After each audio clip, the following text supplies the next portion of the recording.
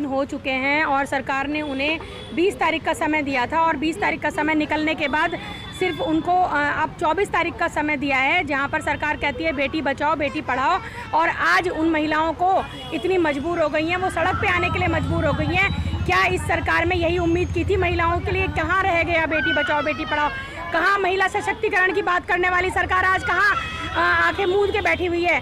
और उसी प्रकरण में मैं यहाँ पर आई थी, आशा कार्यकर्ताओं के साथ मैं यहाँ पर बैठी हुई थी और यहाँ पर एक महिला प्रसव से गेट के पास बहुत बुरी तरह तड़प रही थी और चरम पे थी उसका जो, और यहाँ पर हॉस्पिटल वाले उसे एडमिट नहीं कर रहे थे। वहाँ पर सरकार की बहुत सारी गाइडलाइन है कि इसका जो है अल्ट्रासाउंड करवाओ, उसके बाद जो है इसके लिए ब्लड लेके आओ।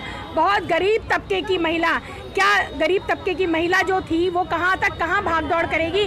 और क्या ये जो सरकार की गाइडलाइन है उसमें यह है कि गर्भवती महिला सड़क पर अपना बच्चा, यही कारण होता है कि वो सड़क पर अपना बच्चा कभी दे देती है, कभी किसी गाड़ियों में अपना बच्चा दे देती है बस में आते आते, क्योंकि यहाँ पर सुविधाओं की बहुत ज़्यादा कमी है।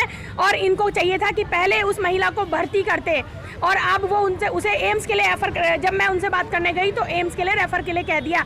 क्या ये रेफ़र सेंटर बन के रह गया है? केवल इस अस्पताल में केवल रेफ़र होने का काम होता है? क्यों नहीं यहाँ पर सुविधाएं मिलती हैं? क्यों ये लोग, एक गरीब लोगों के लिए ये अस्पताल बोला जाता है कि जो महिलाओं का अस्पताल है गरीब लोगों के लिए बनाया गया, लेकिन एक रेफ़र सेंटर मुझे लगता है कि सिर्फ एक रेफ़र सेंटर बन के रखे। उस महिला को मैं अभी ऊपर ले गई हूँ और अभी कुछ नहीं पता, उसके हस्बैंड को मैंने वहाँ पर छोड़ा है और उन्होंने मेरे से, जो अस्पताल वाले कहते हैं कि आप ही अपना ब्लड दे दो, मैंने कहा मेरा ब्लड देने से अगर काम चल जाता है मैं अपना ब्लड देने को तैयार हूँ। कह रहे हैं इनके पास ब्लड भी नहीं है, इनके पास ये भी नहीं है, इनका अल्ट्रासाउंड नहीं है, इनके पास ये कागज़ नहीं है, और जबकि उसका प्रसव बिल्कुल होने के लिए तैयार है और ऐसे में उसको कितना ज़्यादा परेशान किया जा रहा है।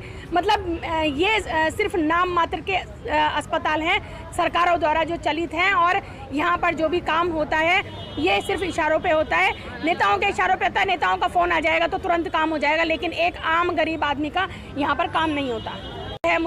मैं एक महिला होने के नाते मुझे उसकी बहुत पीड़ा है कि एक महिला तड़प रही है, गर्भ के मारे तड़प रही है, लेटी हुई है, लेकिन वो उसे भर्ती करने को तैयार नहीं होते हैं।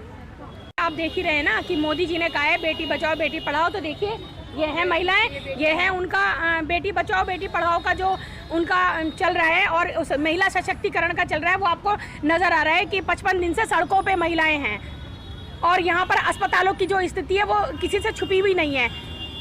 ये कहते हैं कि हम अभी मुझसे कहते हैं कि हम कोई पैसा नहीं मांग रहे, हम कोई चार्ज नहीं मांग रहे, लेकिन यहाँ